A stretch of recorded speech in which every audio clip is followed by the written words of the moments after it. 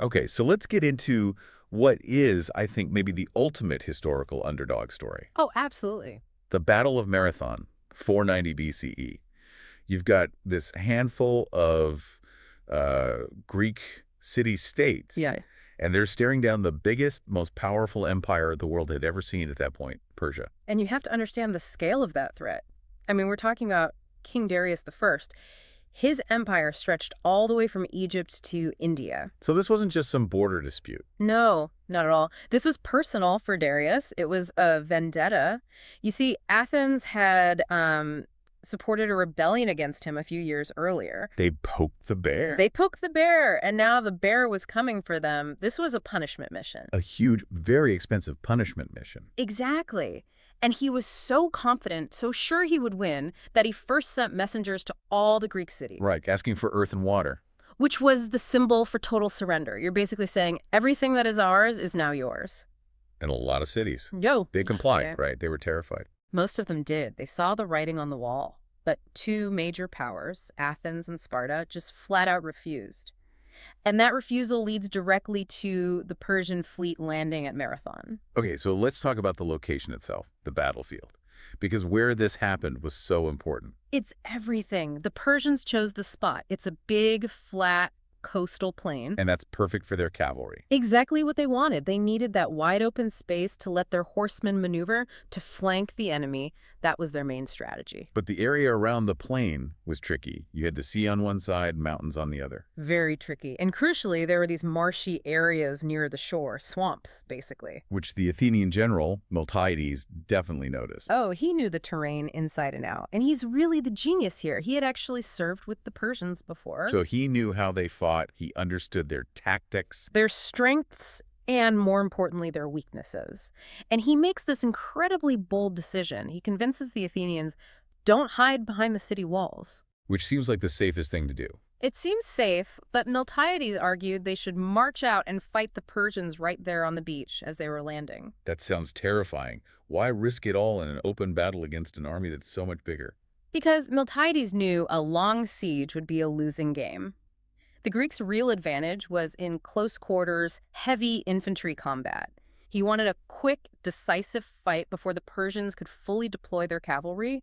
It was a huge gamble. A gamble that required a very specific kind of soldier. And when you look at the Greek soldier versus the Persian soldier, it's like night and day. Completely different philosophies. On the Greek side, you have the hoplite. Basically a walking tank. Yeah, that's a good way to put it. This soldier is carrying, what, 60 pounds of gear? Sometimes even more. All bronze and wood and leather. Their main piece of equipment was the aspis, this huge round shield. It was their wall. Then you have the heavy bronze helmet, which, really limited their vision and hearing. And the main weapon was the dory, this 8-foot-long spear. Right. But it's not just the gear, it's how they used it.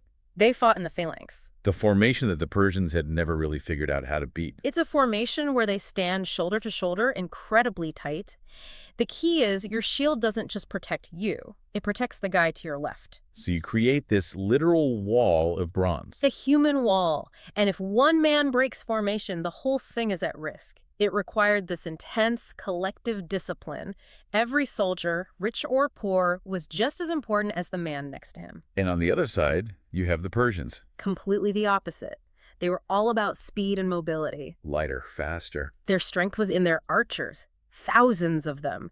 The idea was to just rain down arrows on the enemy, weaken them from a distance before the infantry even engaged. So their equipment was much lighter. Padded tunics, wicker shield. Exactly. No heavy bronze armor. They relied on movement. And they had their elite unit, the Immortals. But for all that power, they made one huge mistake at Marathon. The cavalry. The cavalry. The one thing they were counting on. It wasn't there for the main part of the battle. Why not? What happened to them? Historians still debate it. Maybe they were back on the ships, or maybe Miltiades timed his attack so perfectly they couldn't get involved. But whatever the reason, their biggest advantage was gone. Which is a fatal error. It forces them into exactly the kind of fight Miltiades wanted. A head-on clash of infantry. And that's when Miltiades gives the signal for probably the craziest opening move in ancient warfare. The Greeks, they run. They run. These men in 60 pounds of bronze armor charge nearly a mile across the open plain, straight at the Persian lines. Can you imagine seeing that? Why run? Why not save your energy? It was a brilliant tactic. The whole time they were walking, they'd be sitting ducks for those Persian archers. A kill zone. Exactly. By sprinting, they drastically cut down the time they were exposed to that storm of arrows. And it must have just shocked the Persians. Yeah. They thought the Greeks were madmen. That's what the sources say. Heavy infantry just didn't do that. And this shock meant the Persians couldn't set up properly. The Greeks just crashed into them with all that momentum. But the charge was just the beginning.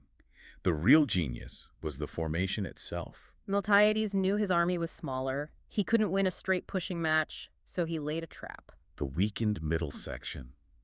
This sounds like a terrible idea. You're putting your weakest point right in front of their strongest. It required total trust in the plan. He made the center of his Greek line really thin, maybe only a few rows deep. But on the wings, the ends of the line, he stacked his best troops, making them much deeper and stronger. So when the fighting starts, the strong Persian center just plows right through the weak Greek middle. That's the trap. The Persians think they're winning, they're pushing the Greeks back, their line is bending into a U shape. They pour into the gap, feeling victorious. And they're so focused on that breakthrough in the center, they don't see what's happening on the sides. Exactly. This is the double envelopment. While the Persian center is pushing forward, the strong Greek wings on either side have already crushed the weaker troops facing them. And instead of chasing them, They stop, they pivot, they turn inward and slam into the sides and the rear of that Persian center. so the best Persian soldiers, the ones who thought they were winning, are suddenly surrounded. Trapped. Boxed in by a wall of heavy bronze shields. They can't maneuver, their numbers are useless in that small space, and they just get crushed. It turned into a complete rout. A panicked retreat back to the ships. And it was chaos, a desperate scramble. Many of them drowned in those marshes we talked about or were killed on the beach trying to get away. The Greeks chased them right into the water. The numbers are just staggering. The Persians lost thousands of men. The Greeks, Fewer than 200. It was an absolutely stunning victory. and of course this leads to one of the most famous stories to come out of any battle, the legend of Phidippides. Right, the messenger. The story goes that he ran the entire way from Marathon back to Athens About 26 miles. to deliver the news. He supposedly gets there, gasps out, "We are victorious," and then collapses and dies from exhaustion. Which is why we call a 26-mile race a marathon. It's incredible how that single act has lasted through history. But the real legacy of the battle, the thing that actually changed the world, was what it meant for Athens. It proved the Persian Empire wasn't invincible. Exactly. Before this, no one really believed you could stand up to them and win. And this victory gave the Athenians this immense confidence in their new government and democracy. If they had lost. If Athens had fallen that day, it's possible all those ideas that we think of as Greek philosophy, democracy, science, they might have been snuffed out before they ever really had a chance to grow. So this battle basically bought time. It gave Western civilization the space it needed to develop. It was a true turning point, a testament to how tactical genius and disciplined collective strength can overcome sheer numbers. That one day on that one beach really did change everything that came after it. Good luck with your studies.